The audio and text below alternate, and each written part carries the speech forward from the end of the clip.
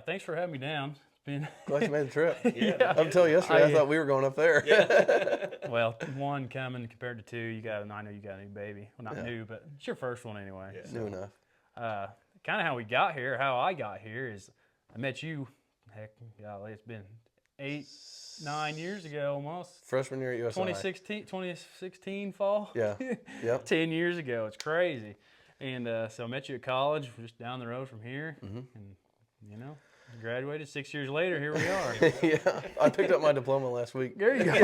You did graduate. That's good. We had a job at USI, and every time, like I graduated in the fall, and every time I think about going and picking it up, I'm like, school's closed because it's December. Right. And we had a job at USI, and the guys were on lunch, and I was like, man, I know what I can do. So 5 years later, I went and picked up my diploma. That's funny. I want to give a shout out to our sponsors, King's Home Furnishings and Design in Jasper. From appliances and mattresses to custom cabinetry and home upgrades, King's helps you make your house feel like a home. Locally owned and backed by price match guaranteed. Visit King's in Jasper or online at kingsofjasper.com. Give old Matt Stahl a call today and he will get you set up. Classic Custom Carts is your one-stop shop for everything golf carts. Check out their beautiful new showroom in Washington, Indiana, where you can find huge selections of new, refurbished, and fully customized carts. If you need financing, they've got great options available. There's something for everyone. Free delivery within 25 miles, classic custom carts, custom rides, massive selection, unbeatable deals. Get in today. United Excavating and General Contracting, founded in 2008, offers a wide range of services like soil stabilization, site work, earthwork, and utilities. Handle everything from erosion control and demolition to water and sewer system installations.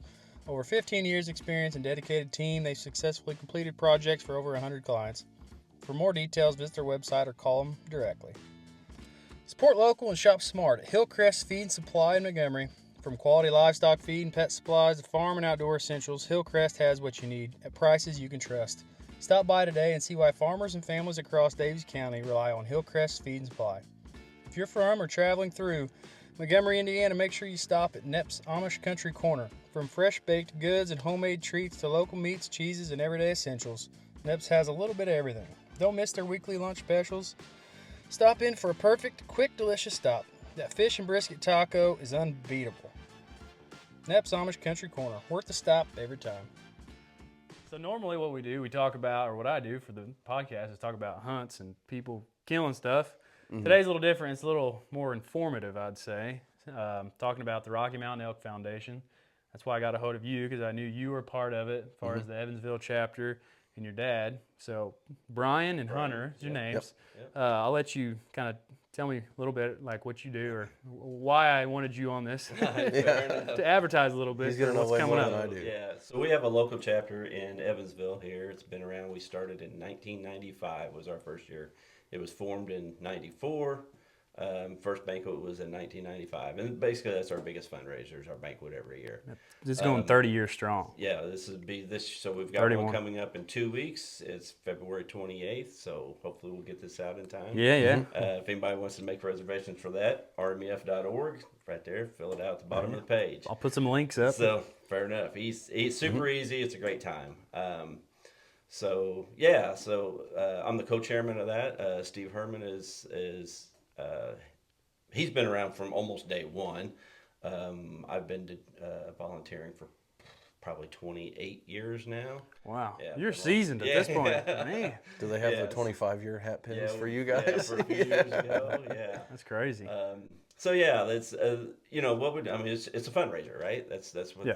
that's what our chapter does, and we're one of 8 or 9 in the state. Our regional director, he's over like Indiana and Ohio. So there's like 12, 13, 14, chapters between the two states. There's a big majority of them in Evansville, or in Indiana rather.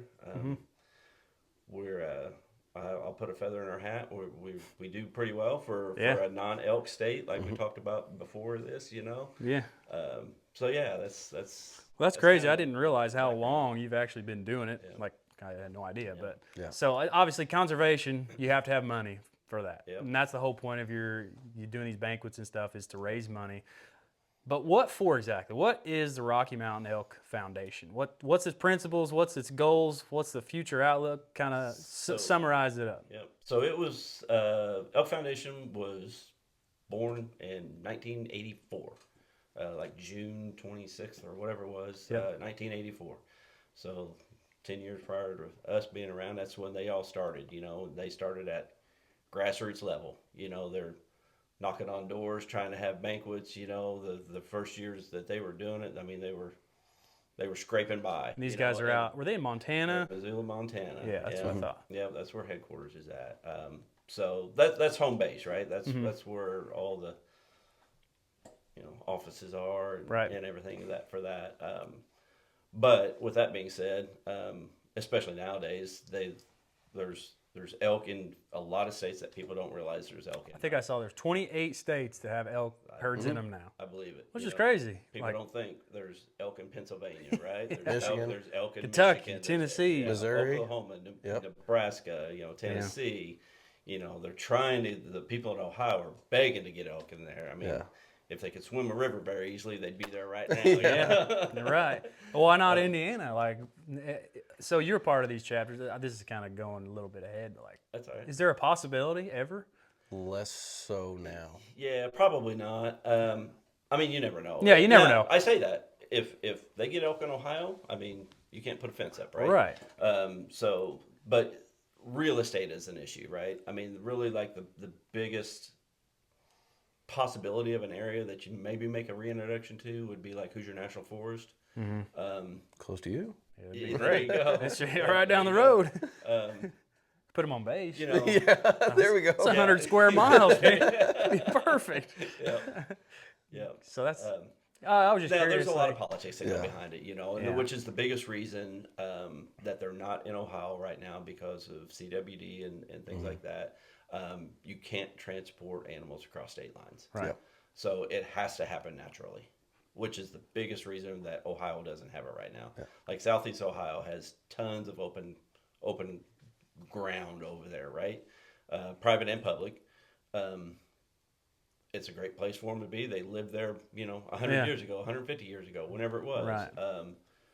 When they were reintroduced into Eastern Kentucky, those elk, they took off. I mean, it was just like, man, we're home again. Yeah. I mean, where they started out with 1,000 and, you'll never get a hard set number, but there's 15, 16, 17,000 elk over there now. Right. They just flourished. Yeah, that'd be the greatest local hunt ever. Drive a few hours and elk hunt, like it's Yeah. crazy. I have my wife's uncle. He was driving C-Drive semi. I forget what part of Kentucky he was in, and he was going down the highway, and there's just a massive herd come across. There you go. And I was like, that's crazy. He sent me a Yeah. video. I'm like, man, that is crazy. It's like just down the road. And like, it's hard to think about that. But yeah, that was awesome. Yeah. So you said they can't transport across the state line. So when you're doing when the foundation's, say, reintroducing to a new state, they can't take them unless there's some kind of close So- or like jumped across the line? Like what? When they reintroduced them 20 years ago or whenever it was in Eastern Kentucky, those regulations weren't in place then. Oh, okay. There's a big focus on CWD right now. So there's a lot of states, even for like whitetails. If I go to like Illinois, I'm not supposed to like transport, Like the brain brain, matter yeah. or bones and things like that across state lines. Yeah. So same thing. I mean, if you can't do that with animals you've harvested, you can't do that with live animals now. Yeah, makes sense. So Yeah. that's We got a little ahead on that No, kind of fair stuff, enough, yeah, but it's okay. because it's interesting. That's what Yeah. I really care about. It's just because I don't know anything about it. I've never. I could look it up, I guess, but it's easier to talk to somebody you go. about it. So your banquet's coming up, fundraiser. You pitched it. Tell us a little bit about what those fundraiser banquets look like. They're good time. How do you go? They're a good time. How do you like? Do you get a ticket? Like, explain how it works. everything is done online now. There is a mailer that goes out, but the way you're going to get that mailer is if you've been to the banquet before. So if this is the first time, RMEF.org. Scroll down to the bottom, pick Indiana as your state, local chapter, which for us will be Evansville chapter, Ohio River Valley chapter. Pick out your configuration. You want to buy a couple seats. You want got a table of 10. Buy it now button. Just Okay. that easy. It is so simple. You can do it. I could buy a single person. Like, I can come by you myself buy a and single sit. ticket. And, Absolutely. Do you know what a dinner costs? Admission to the banquet this year with an online Bugle magazine subscription is $50. Then you get includes a meal. It includes so it's at Bally's Casino and Hotel downtown, right on the river. It's Cool. a beautiful facility, the big glass. It sets up nice. Overlooking the Yeah. river right there, the sunset and everything. Just the aesthetics of the place is perfect. So all that is super nice. It's a sit down dinner. They bring your meals out, they bring your desserts out. Basically, the only thing you got to get up for if you want is go get you a drink at the bar or soft drink or water. Is this or a whatever. cash bar or how's this work? So we do something a little unique. So we'll sell a Pilsner glass Okay. for $20, and you go to the bar as many times as you want that night. Sweet. Yeah. Has it got a It helps RMEF it kind of helps- decoration yeah, on it's it? all, I've probably got a dozen of them upstairs. It's an engraved glass, got the logo on it, got the local chapter on it. We even put a little koozie on there, keep your little nice hands. Yeah, nice, that's nice cool. Keep them beer from getting you hot and your hands from getting cold. Right. So you go to the banquet, you get your meal. Then where the money really starts rolling, maybe is you do some not giveaways, but raffles and that kind of stuff. Yeah. So how does that work? You buy tickets or what? What are you giving away? What's the story? Man, we've got all kinds of stuff going on. So the main event, if you will, is the live auction, right? That's the big one at the end. We get some of the merchandise, which we typically have probably 30 to 35, 36 items on there. So some of it is merchandise that we've purchased from the Elk Foundation and companies that they have contracts with, here's some merchandise that you can buy. We rely heavily on donations, and man, we get some killer local donations. Just local companies wanting to help out. Local companies and individuals. Individuals. Yeah, I mean, there's some crafty people around here, right? The big one that we've been having here the last couple of years is we've been having handmade cedar frame swings. They're all engraved and everything with the RMEF on there. I think we have a glider bench this year. The same guy makes. It's just beautiful work, right? So we get merchandise like that. I say merchandise like that. We get items like that because they're one of a kind to us. We're going to have it. Other banquets in the state, other banquets in the country are not. Right. So it's unique to this area. It's unique to us, 100%. and that's we rely on those as far as the live auction is concerned. So live auction, what are you giving items away? Are there hunts and guns and All the above. all kinds of stuff? We'll do anywhere from Daisy Red Ryder BB guns. That's always the first one. It's always the Really? first one. Yeah. It's got the RMEF logo. What's on it the going side. for? It depends. So with the different Hey, you've auctions, got a new one this year. What are you gonna buy it for? Huh? Oh goodness. It depends if it's a nuance to the auctions is they do key items. So typically these donations, there'll be 5 of them flagged, and if you purchase one of your keys, you get a chance at typically a pretty high-end rifle. Okay. So sometimes the Daisy Red Ryder BB gun might be one of those. And if it is, it might be a $500 BB gun. If it's not, it might be a $120 BB gun. Yeah.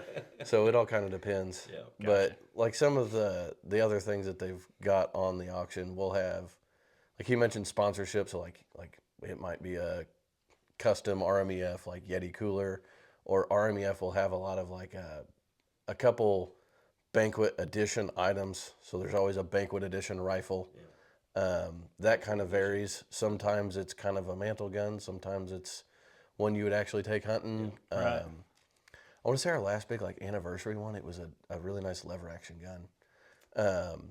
They'll do a men's and ladies belt buckle every year. We'll do a banquet edition knife. So those will all come from RMEF. The local donations, and then we talked about local donations. The swings get a lot of love. I think the coolest thing we've ever had donated, we've got a gentleman that has continuously come that owns a concrete company, and they made a concrete shooting bench that was it was awesome. It was top notch. How they move Incredible. that around? yeah. That was before we were at the casino, but they had the poured bench, the poured seat, all of your adjustment knobs. They had were all bullet casings on there. It was nice. The bench had the RMEF logo on it. It was it was awesome. I mean, that was probably 10 years ago, and we still talk about Yeah, it. we still Really? talk about it. Yeah. That was a classic piece. Yeah. Cool. And then some artwork is thrown on there, different yeah. like bronze sculptures and prints and things. Man, it sounds like there's something for everybody. Really. Yeah. I mean, There is. Mom bought a diamond ring a couple years yeah. ago, you know? yeah, so men and women alike. If you make it a Yes. date night, you can go to the casino afterwards. Absolutely. You can do It is whatever. You say that. I won't say it's 50-50, but it's probably 55% men, 45% women. I mean, Wow. it's an event. It's not just guys' night It's out. it's Right. It's not it's not guys' night out. It is very much a date night evening, and people bring their kids. You know, so Yeah. it's not. And just it's an- for just an adult it's only. for conservation. That's what it is. Yep. Yeah, absolutely. So, so- so that's the live auction. Like I said, that's the big one at the end, right? Asking about what all we do. And like Hunter said, there's little nuances for other ways, even off the live auction, other than just auctioning off merchandise. You know, he talked about the key item, where if you win one of the 5 or 6 items off of there, now you've got a 1 in 5 or 6 chance at the rifle. We've started doing this deal just last year, and it worked out great. If you buy an item for $200, we'll ask you if you want to bump your bid, and if you say yes, you're going to pay $300 for it now. But now everybody else that does the bump, they're going to get thrown in the hat for another really nice rifle. I mean, Yeah. this year Yes. At this point, everybody's like, yeah, bump me Yeah. up. I don't know that we've ever had anybody not do so the bump is a fixed $100 on every item. Okay. So almost everybody agrees to, yes, we'll bump it. And then the rule is if they don't take it, they're supposed to auction off the bump for that item. Yeah. And I don't know that we've ever actually had to do It that. doesn't happen often, but we have a couple times. Okay. Yeah. And that bump sometimes will go They for pay more more than than what you just. $100 for it. Yeah, you pay more than what you could have just bought it for with the item. Yeah. But People, auctions, people get like excited. There's adrenaline Yeah. when it comes There's to adrenaline, auction. yeah. Yeah. And I'll tell you what, our auctioneer, Joe Vessels, is his Oh, he's name. awesome. He is the best auctioneer you will ever see in your life. He's shoot. so entertaining. A good auctioneer, man, can drive the will prices. make Oh, or yeah. break a banquet, and that guy is the absolute best. and he's got a lot on his shoulders. He's got to drive the last hour and a half of the evening, Yeah. you know. Yeah. But What's the timeline like? When's it start and when's it usually wrap up? Typically, we open the doors at like 4:30. By the time we wrap everything up, it's 9:30, 10 o'clock. So it's a decent evening. Yeah. It's not just a wham bam. Right. Get you in, get you out. Try to get you there. We have the happy hour for a couple hours beforehand. Dinner is usually 6:30. While dinner's going on, if we've sold out of some other raffles and things like that going on, we'll draw those. Kind of keep the excitement level up. And Yeah. keep them winning up. Through the. The happy hour The vibes before are the high. money starts going. yeah. Get people feeling a little loose with their wallets. That's a good idea, obviously. So we also have the silent auction. It's just a smaller scale. I mean, there's still 30 to 40 items on that. We do a smaller version of the key item on there. We've got 5 or 6 items on there. We'll have another nice handgun or a pair of handguns or a rifle or whatever we choose. We'll have that on there. We give a lot of guns away that night. Yeah. So, Lots of guns. yeah, lots of guns. And then, of course, we've got other raffles. We'll have a set amount of items, whether it be, glasses that have the broadhead or bullet in the side of them, or a hat raffle or things like that. Yeah. You buy a ticket for $20 and we'll sell 40 or 50 of them. Yeah. And then, you take your ticket and, Yeah, no. It's, hey, Logan, sounds you, awesome. you won this gun this Right. time, And Yeah. we have quick raffles. Yeah. We'll sell like just 20 or 30 raffle tickets really fast as we can. And, take a pick out of here's 10 handguns, Yeah. Hunter won a rifle off of that. I did. Yeah. So a lot of those like quick fire raffles like that are during our social hour. Like get there, you're drinking beer, you're walking around, and everything's pretty much it's a $20 donation pretty much for each of these tickets. So we've got several different things set up, and that's the same time people are perusing our silent auction. As a volunteer, I'll get stationed somewhere for the night, and the last couple of years it's been called the Wall of Guns. It's a card raffle, is what it is. So we'll do. Last year we had 10 guns laid out on the table, and we sell 30 tickets. And then we'll usually find Steve. He's got the microphone. He'll pull a ticket, and then that person will go get their pick of one of those 10 guns. and we'll chuck those tickets that didn't get drawn, and we'll sell 30 more. Start all over. I want to say last year, me and my brother-in-law have been doing that table for the last couple of years, and I want to say last year we did 9 rounds of it. 8 or 9 rounds. 9 rounds of it. Yeah. And I won the very first one. That's the first gun that I've won there. And What'd you pick? I think whenever I started, you didn't have to be 18, and then probably had to sit it out, and then 18 to 26 last year, that was finally the first gun I won. Yeah. But they're nice guns. I won, and I took home a Tika T3 and a 7mm Rod 8. Yeah. Nice. So it's it's not all just like 22s Yeah, and no, 12 you're gauges. talking like $800-900 Yep. like It's minimum. a super nice Yeah. rifle. Brother-in-law Clay won one last year. He took home, I guess, Springfield in a 45. Our gun guy thought it was odd that last year we went through all of our long guns before we went through any of the handguns, and he was like, "That's so backwards from everybody else." But we had some unique items. We had that Tika was obviously a nice rifle. There was a couple years ago we had a lever action Henry. It's but still available. We have that. But it's a shotgun. Yes. It's like a 410. It's a 410 lever action Henry. It's a and Hey. I'm playing that thing every time. Wow. The one I want. Yeah. All of that we have. That's crazy. so those and like that's fixed. It's always going to be a if you buy one ticket, it's a 1 in 30 chance. And then some of our other social hour items are like our redneck raffle, which will be a Yeti cooler just slammed full of, Beer. little fishing rods, Yeah. beer, Yeah. honey Redneck buns, stuff, right? Yeah. beef, big bags of beef jerky, Nice. Yeah, I'd be thrilled. nothing cheap about a pound bag of beef jerky anymore, Right. $1,000 worth of merchandise. yeah. There, Yeah. Something super cool that we have. It's really cool this year. So we have what we call a progressive rifle, and that night you will either win a rifle or a bow. Whatever the Banquet offers this year. Typically a Matthews bow. I'm not sure what the rifle is this year. So what you do is we sell these tickets all night, and it's a progressive deal, right? So if we pull your ticket out that night, it's your choice. Do you want the bow or the gun? And you win that prize that night.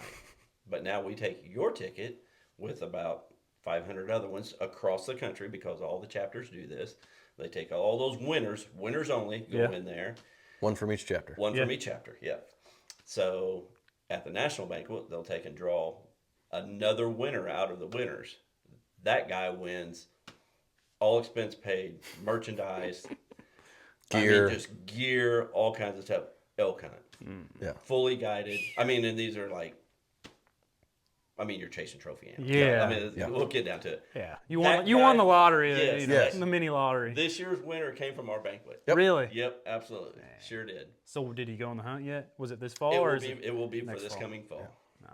Yeah, so that's awesome. that's super cool. To see it happen at your Yeah, banquet, it's real. It does happen. Yeah, it is. And So I you're think telling me there's a you're chance. 0 for 3 on having won the progressive, but not been I drawn won a it. bow and a gun off of there. Yeah. Really? I've not It was made it to the big leagues yet. Yeah. So Do you go out to the national banquet? I have not been out there. I guess they have it. It Probably. varies every year. It's been Okay. as close as Nashville. It was down there a couple years ago. Sometimes it's in Denver. Sometimes it's in Las Vegas. They'll Yeah. make a big convention center somewhere. Nice. Yeah, so That's cool. So that's kind of the gist of the night. And you have other, with general raffles and things like that. Yeah. But that's just, there's always something going on. There's winners being drawn all night. Oh, it sounds super entertaining. Yeah, I've never been. It's a lot of fun. I buy so you obviously sell memberships. Yes. The foundation sells memberships. You can be a member. I've bought the membership every year for I don't know how many years, because I see the thing that comes to the mail every year. Hey, you can get these cool knives or whatever. It's like $30 or $35. $35 for your I'm like, membership. I'll send $35. Get some knives, dude. I got a whole collection of we them got a now. whole pile of them. Yeah, because they're also. I'm a sucker for like graphic stuff, like hats and shirts and knives, and just because it's neat to have. Yeah. So I do that, but I've never been to a banquet. So is the being a member get you anywhere with that? Is it just, or is it $50 for everybody It's to go to the banquet? The $50 it gets you your meal and your membership. Okay. So There you go. spend your $35, you might as well spend another $15 coming to the banquet. Exactly. So if you're a member, what comes with being a member of this foundation? I know there's some discounts for random stuff. There but is. Onyx. Pretty sure there's an Onyx That's like a big discount one that code. they just came on board with probably 2 years ago. Yeah. That's the biggest one. And there's, I mean, your membership, the money that's not raised from banquet night comes from membership fees, right? So what you get out of that is, if your membership is through Indiana, there's a lot of activity that goes on and money spent by the foundation in Indiana, right? It's not all years and years and years ago. All the money went to Missoula. Missoula decided these are the projects we're going to do. Back then, it seemed like it was all out west. Well, what's in it for us? We're in the eastern half of the United States. Now there's a lot of activity in the eastern half of the United States. I mean, they hang their hat on Kentucky, right? Which they should. That's an amazing project out there. But there's a lot of stuff that happens in Indiana that, quite honestly, don't have anything to do with elk. Right. So there's money's being spent in Indiana because there are no elk in Indiana. Everybody knows that. It's no secret. Right. But there's a lot of money being spent there, and a big portion of that is directed towards, I'll say, kids, anywhere from 5 to 18 years old, even older than that. One lucky benefactor is sitting right there when he was in college at USI. Hunter started the USI bass fishing team. Yeah. Of course, they're needing money, right? They need donations. They need money to buy travel expenses and jerseys and fishing gear and all that. So they fill out an application. Hey, I remember I started a little bit at the very beginning before I didn't have any more time to go do. We couldn't tell our head from our butt then, but as we got our feet underneath us, the Elk Foundation really was a big benefactor to us. So the USI Bass team was a club sport when it was all said and done. Yeah. Which means we didn't compete at a varsity level, but we were funded by the university. So USI would give us a couple $1,000s each year for travel, or really whatever we wanted to spend it on. That's how we allocated it. But then additionally, we would try to raise extra money to go to tournaments further away, to get more involved. The more you compete, the better you do. Our last year there, we finished 23rd in the country. Yeah. So if we were playing on a Sunday or a Saturday, we'd have a number next to our name. Yeah. But I would fill out a grant form from Rocky Mountain Elk Foundation, and that grant would ask basically, is there any other contributors to the organization? Like, how do you plan on using the funds? How can we help you? And I'd, a couple pages, fill it out, send it in, and then they would give us a check for, usually it was between $1,500 and $2,500. And that was huge for college kids trying to go fishing, right? For a little, starting a club sport, and that's a lot. Absolutely. So then we would be able to allocate that money to everybody would get like $200 worth of gas, boat gas, truck gas, whatever for the trips. We could pay for all of our stays. We were all kids in school. We were 18 to 22 probably, and working part-time jobs somewhere. And it's tough to put up money for an Airbnb for 5 days somewhere, and like Gunnersville somewhere or something. Yeah, so we could lean on the Elk Foundation to help us out with just curbing a lot of our travel costs, and could help us get more involved.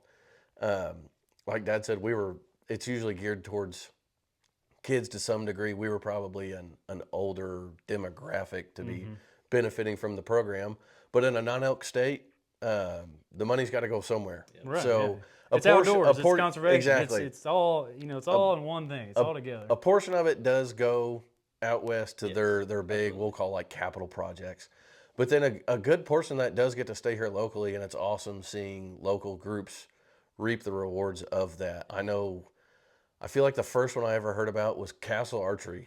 Got a grant from the foundation. Yeah. And that helped that program take off. They compete at the state championship level now. And another big successful story has been North Posey trap team benefits from the foundation. Yeah. So any schools, local schools, high schools, elementaries, whatever they're doing, if it's kind of geared towards anything outdoors, you don't have to necessarily say hunting, because archery can just be shooting at a target. Yeah. But if they want, they can reach out, apply for these grants. Find an Elk Foundation member, find a chapter, and we can get you in touch with. Yeah. So if anybody's watching and you do any of that stuff, reach out to Brian or whoever or online. I'm sure there's contact us on the website. Yeah. You can find how to get Absolutely. applied, because I know Barry started, like my high school started a little archery club or whatever. You know, I don't know what they need or if they need anything, but people don't. I didn't know that. I'm sure a lot of people that are watching this don't know that the Rocky Mountain Elk Foundation in Indiana can help you know help you out. provide some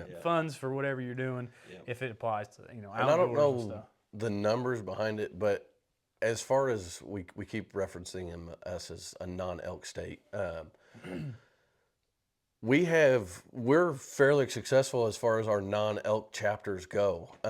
Three Rivers, Ohio River Valley is a large non-elk chapter, and then Bloomington has also got is a large banquet as well. Yeah. So there is, I would imagine, a substantial amount of funds that could be focused locally. Yeah, there is, and one that I'm 100% believer in it, and they could spend as much money at that place as what they want, is the Carl E. Kelly Conservation Camp, and that's for is it 4th and 5th graders? I think it's 5th and 6th. 5th and 6th graders. Hunter went to that. Kelsey, it's a unique experience. Kelsey, our youngest daughter, she went to that. Austin missed out because we just didn't kind of really know about it at the time, and he was super jealous of it. Where's it at? So it's north somewhere. Yeah, it's like North Lafayette area. Okay. It's about 4 hours from us. But it's a week-long camp. You drop them off up there, and they whip them into shape. You know, if you get out of line, you're doing push-ups. And Really? Yes, sir. Yes, ma'am. No, sir. No, ma'am. They do. Of course, you get your hunter safety card at the end of your boater safety card at the end of it. And those guys, they teach you gun safety and hunter education, and they shoot thousands of rounds of ammunition up there during that week, and it's a 1-week deal. And Cool. I've never heard of it. It's a unique experience for, I think we said 5th and 6th graders. We got to go to it. It was awesome. And there's like every day is different. It's all ran and organized by conservation officers. So they'll break them all up into little groups, name them after an animal. I think I was in the bobcats, and then there was 3 others, like eagles, otters, and I don't remember what the 4th one was. Yeah. But so they'll do like little like inter squad competitions and things. But like your first couple days is all hunter safety, and coupled with the hunter safety, you'll spend a whole day. You know, they'll have trap shoots set up. They'll have a range for 22s.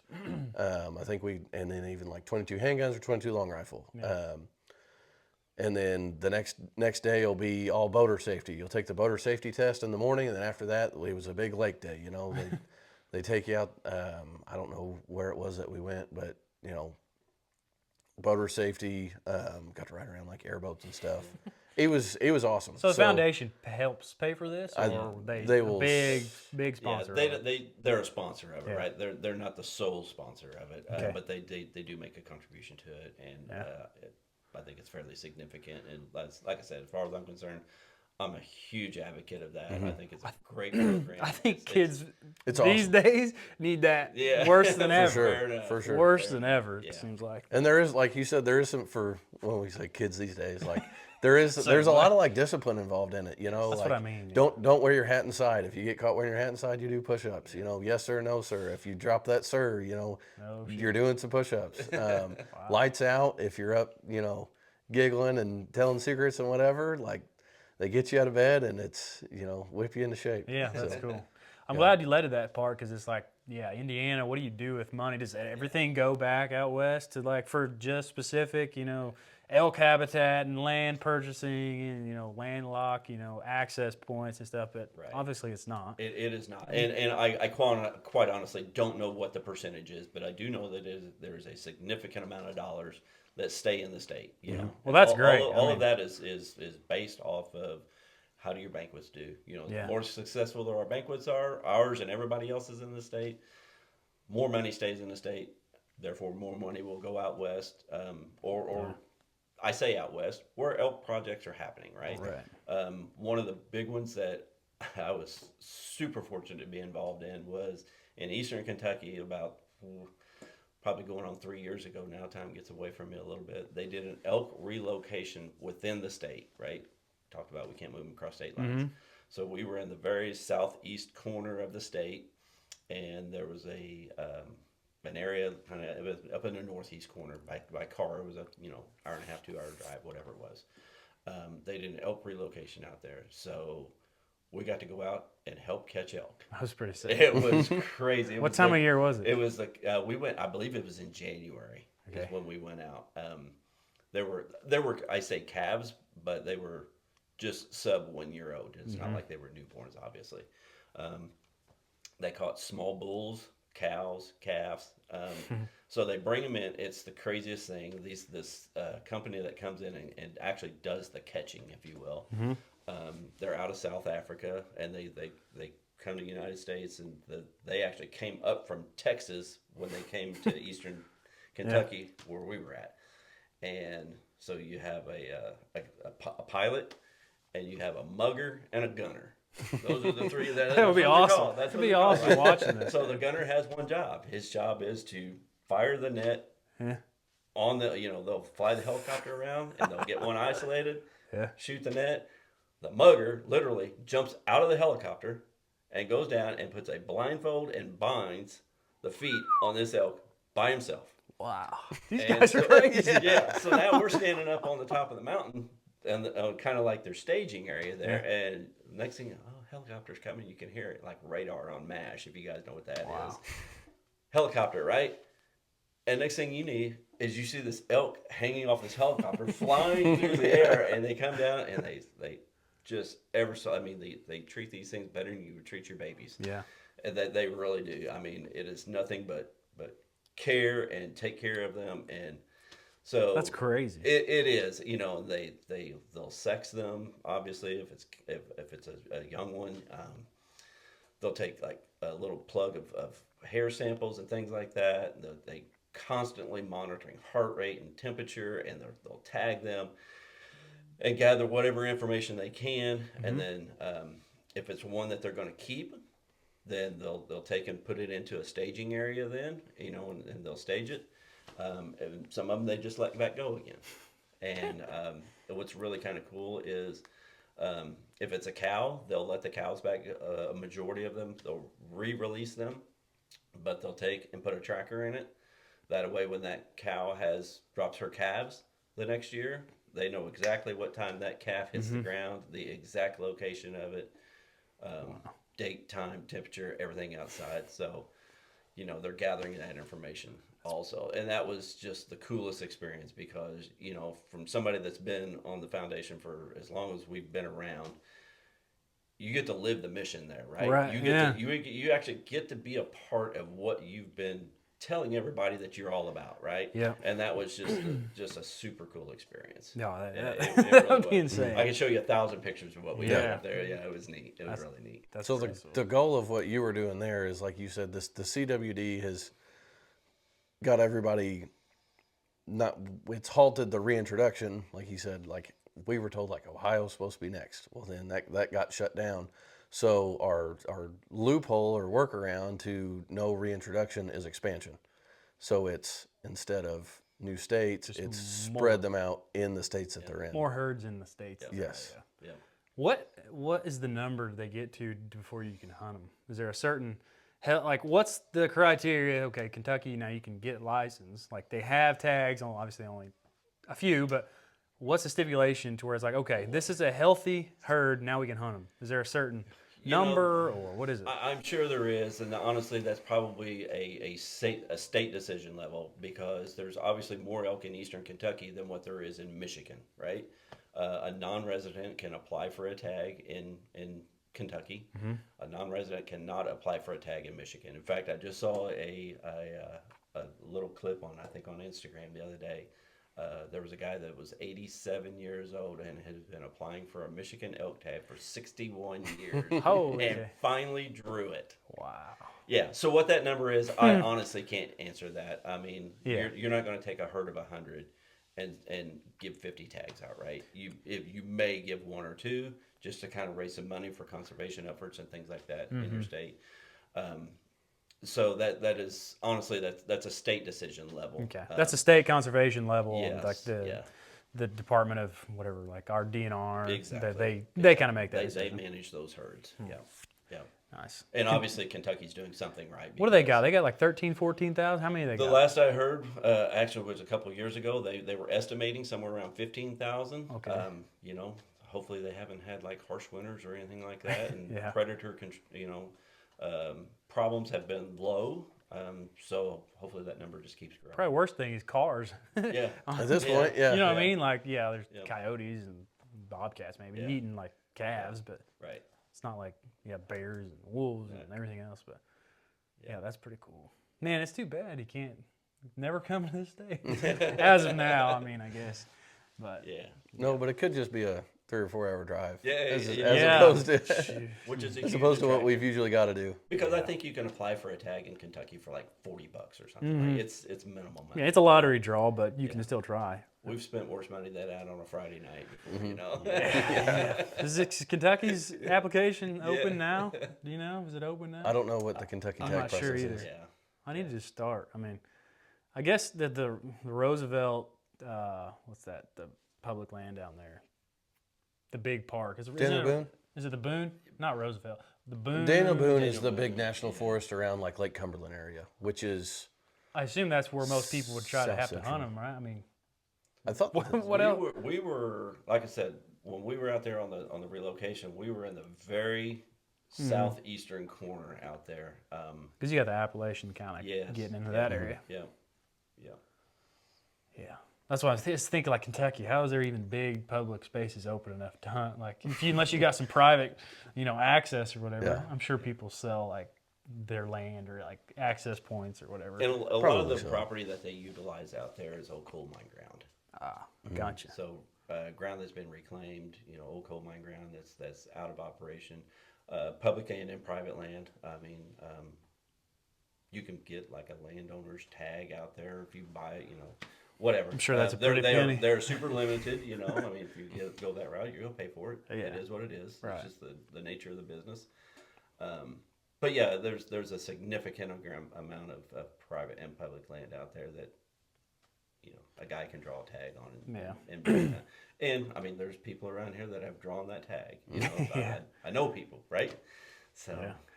Do you think Rocky Mountain Elk Foundation's biggest thing right now out west is land access and like landlocked, trying to get through that and buying land to open it up? Is that probably one of their biggest things they're working on? 100%, yeah, 100%. A lot of, in fact, I took a screenshot a while ago and was kind of reading over it. They just preserved, it was like 7,000 or 8,000 acres in this area. It was a wintering ground area. Obviously, seasons are all out by then. So that was like a big recent project, but one that came through a couple years ago was, it is just that, is access across private land to get to landlocked areas. Yeah. So landlocked, for if anybody don't know, there's a chunk of public. Everything around it is private. Yes. So there's no way for the general public to get on there unless you go through this private land. Yes. So Yeah. that's what that is. So But- that is a huge focus of, so now that we've opened up, maybe it's 1,000 acres, maybe it's 100,000 acres. Yeah. You just never know. Right. But that is a huge. I've seen a lot of success stories where buying, a few, 20, 40, 50, 100 acre pieces, but it opens up 20, 30,000 Exactly. acres and Exactly. they can, make, trails and, parking lots basically for accessing that. And that's, Yes. it's public. So we need to access it, that's use exactly it right. for what it is. I think that's kind of the whole foundation's thing is it's a hunting focused type of, whatever foundation. It's for people to be able to use it. It's not just sit there, oh, we preserved it. Use it for what it is while keeping in mind, herd numbers and everything else. And the nice thing about the money that they use to open up this access area or enhance the conservation, or if they're doing a project in there, it's called the Elk Foundation, right? That the guys that started it were elk hunters, right? With the focus on elk. But every animal from songbirds to elk Everybody's benefiting. Every Yeah. animal benefits from it. I don't care if you're a mule deer hunter, a whitetail hunter, a squirrel hunter, a rabbit hunter. You know, you like Just to go somebody bird that- watching or you like to go elk hunting. Because they're also putting in these, food and like, you can explain some of that. Some of the projects they probably do is, managing the land as far as the Yeah. landscape. And They'll do controlled burns where they'll knock out noxious weeds or an invasive plant of some sort, and whether they burn it, whether they excavate it, whether they do whatever, and then maybe go back in and plant a natural native. food source back in there again.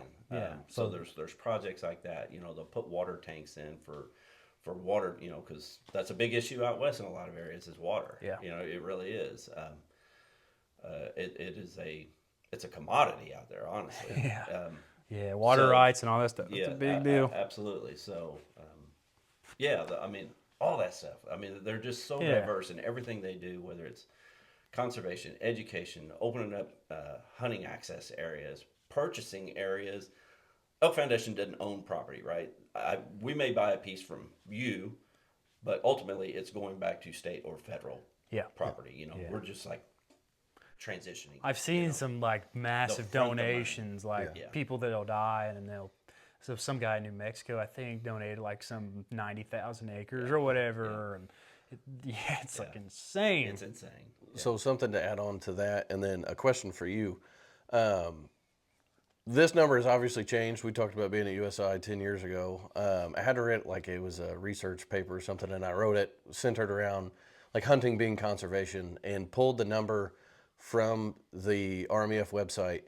And at that time, land that they had either preserved or had access to or had their fingerprints on in some way, it's in the millions, and it was bigger than like the 7th or 8th smallest state in the United States. So they had the number of acres that they had preserved was bigger than the state of Maryland by acreage. Wow. That's pretty significant. So it's in the millions that they have preserved. And as far as being a part of these projects, there are levels of membership at the Banquet where you can like at least be behind the closed door, just like So listen in the conversation at least. I think you can have put your 2 cents on worth. So like you said, you buy your yearly membership for $35, right? Yep. That's what a lot of people do. We'll take every member we can get. There are people that believe in the mission, want to be a bigger part of it. So there are sponsorship levels, and it's a greater donation. There's some perks that go along with it, and those are annual memberships. You can win guns and things like that. And then you get into like life memberships and things like that. You can get up to a point. I forget exactly what the dollar amount is. I'm going to say maybe it's $10,000, right? If you get to this point, now you get an invitation, or you can be a part of where do we want to start spending money at. Yeah. You can be a part of these conversations. Put your 2 cents in worth. Advocate for an area. Things like that. Cool.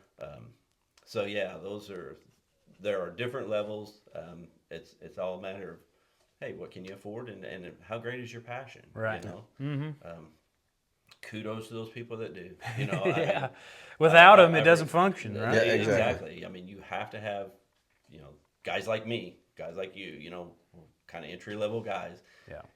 If you've got the resources to be able to do more than that, by all means, it's greatly appreciated, and it makes a huge difference, and you get to be a part of, like what Hunter was saying. Right.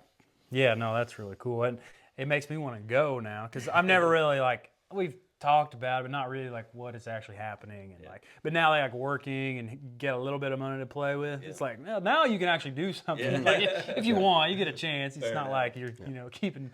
And even if you're not making the grandiose donations, like if you go to a banquet and you play a couple raffles, buy some merchandise, just showing up, everybody's doing their part. If you've got $200 or if you've got $5,000 wrapped up in the night, like you said, it all goes to either something local or something that people are going to benefit from. Yeah. So every little bit helps, and it doesn't matter where it's coming from. And everybody plays their part. We play our part. There's and other people do more or do less, but it all goes to all these resources and projects that we talked about. Yeah, no, that's cool. It's really awesome knowing, especially that money's spent locally. That's a big thing that I didn't know and wanted to talk about. We covered that pretty well, but we'll wrap it up now. I guess if you got anything else you want to talk about or advocate for, we kind of covered it all. I think pretty much with the banquet and what happens and how it's raised and where the money goes and what the foundation stands for. Yep.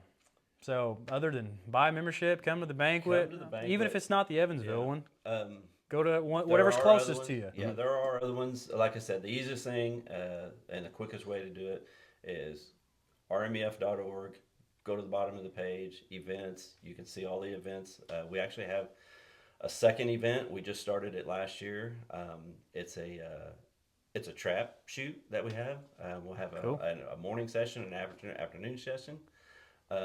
That event is on there. It's in June.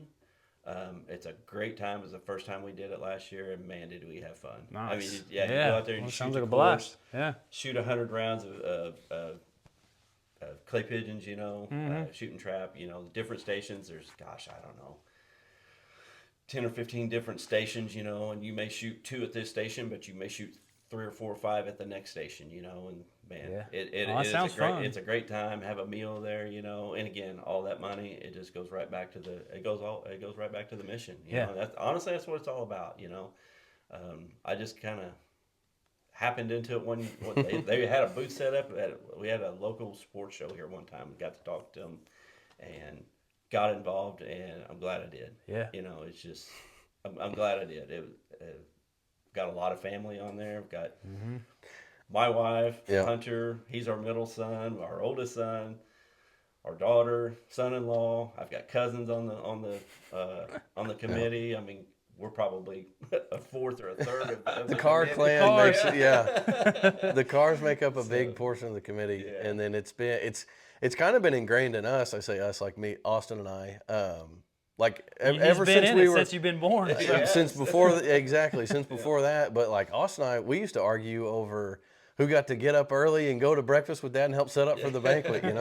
Carry all the merch, and we'd be kindergarten, first, second, third grade arguing about whose turn it was, whose year it was, just to show up and help, carry stuff in the door and get set up. We had to take turns because I wouldn't take both of them at the same time.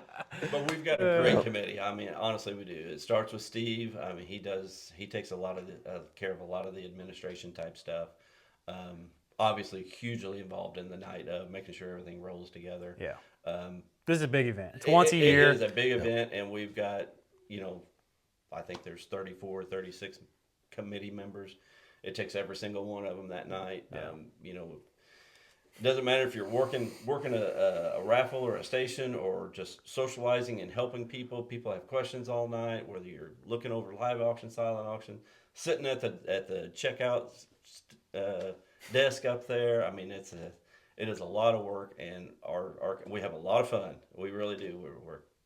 Everybody's great friends on there, and we have a really good time. So that's good. Come enjoy. It's a great time, and know in the back of your mind that every dollar you spend that night it's got a purpose. Yeah, you don't have to spend any money. Just buy the ticket to go and enjoy your meal. And buy a $20 ticket. Just so people know, Elk Foundation. So every nonprofit is graded on how they spend their money, right? What percentage of your money goes to your mission, your purpose, your whatever your deal is.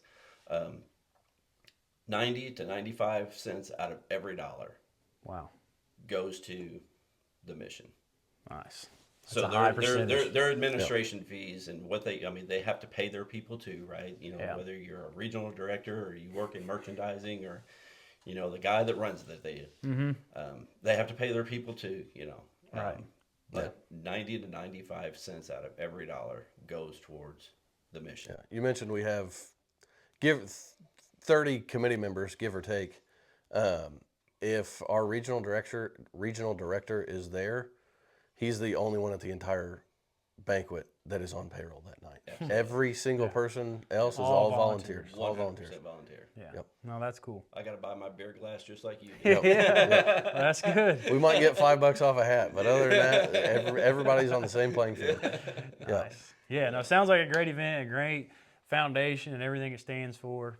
Keeps money local and out there. Yep. People want to hunt elk. You got to have a place to go hunt them. Place to go. You got to have land to hunt them. And it all ties in, For us, it's cheap altogether. It makes a big pot of money to go towards great things. Yep. So, yeah, I really think it's a great thing. And come, go, whatever. Yeah. February 28th. Support it February 28th. February 28th. Out of the casino. And Get have a your good room, time. Get your room at the hotel that night. Stay there, spend the night. There you go.